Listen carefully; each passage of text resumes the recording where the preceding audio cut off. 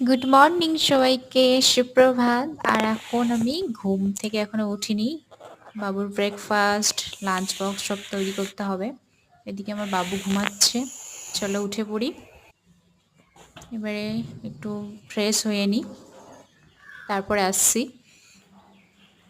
আর এই দেখুন, কালকে রাত্রে প্রচুর পড়াশুনো করেছে, ওর জন্য বই গুছাতে পারিনি, আমাকে আবার ব্যাগ গুছাতে হবে। আর তারপরে এই যে পাহাড়ের দৃশ্যটা দেখুন, কি সুন্দর দেখুন। সকালে উঠে এমন দেখলে মনটা পুরো ভরে যায়।